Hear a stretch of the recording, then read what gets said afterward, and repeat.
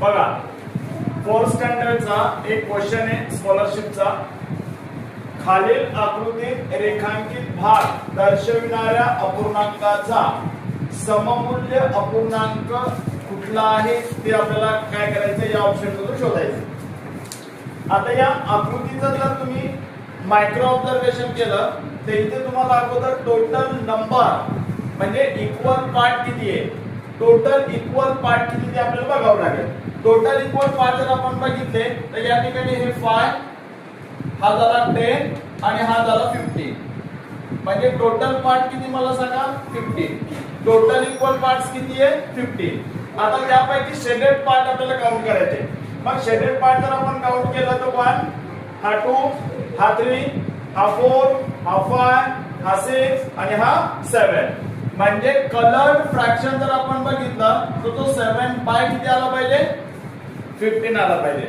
पण ऑप्शन मध्ये तुम्हाला काय केले थोडंसं घुमून फिरून विचारलेलं आहे. मग या 4 ऑप्शन पैकी एक त्याचं काय असणार त्या ठिकाणी परफेक्ट आन्सर. मग असा कुठला ऑप्शन आहे की त्याचा आन्सर किती आलं पाहिजे 7 बाय 15 आलं पाहिजे. मग पहिला ऑप्शनला आपण ट्राय करू. या ठिकाणी जर याला सिम्पलेस्ट फॉर्म मध्ये कन्वर्ट केलं 5 वजा 5 येईल 5 5 जा होईल. ओके. पुन्हा याला जर 3 ने डिवाइड केलं 3 2 जा होईल 3 7 जा होईल. पुढे काही कॅल्क्युलेशन होतंय का मला सांगा. नाही.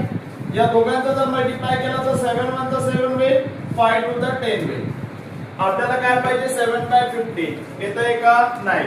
म्हणून पहिला ऑप्शन गायब. आता दुसरा ऑप्शन.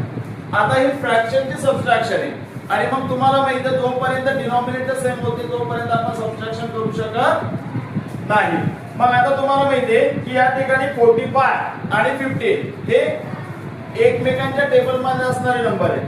मग या 15 ला जर आपण 3 ने मल्टिप्लाय केलं खाली 3 ने वरती 3 ने तर यांचा डिनॉमिनेटर काय होऊन जाईल सेम होऊन जाईल. आणि जेव्हा डिनॉमिनेटर सेम होणार तेव्हा वरच्या नंबरचे आपण सबट्रॅक्शन करणार. म्हणजे काय होईल बघा हा 27 असेल मायनस मध्ये किती येणार 6 आणि अपॉन मध्ये किती येणार 45. आता याला जर आपण सबट्रॅक्ट केलं 27 मधून 6 केला तर 21 आणि अपॉन मध्ये 45. आणि जेव्हा आपण याला सिम्पलेस्ट फॉर्म मध्ये कन्वर्ट करू आणि याला जर 3 ने डिवाइड केलं 3 7 जा होईल आणि 3 15 जा होईल. म्हणजे आपल्याला आन्सर किती मिळणार 7 बाय 15. आता दुसरे ऑप्शन चेक करायची गरज नाही कारण आपल्याला सेकंड ऑप्शन मध्ये काय मिळालं आन्सर मिळालं. म्हणून या क्वेश्चनचा जे आन्सर आहे सममूल्य अपूर्णांक म्हणजे काय येणार 27 बाय 45 मायनस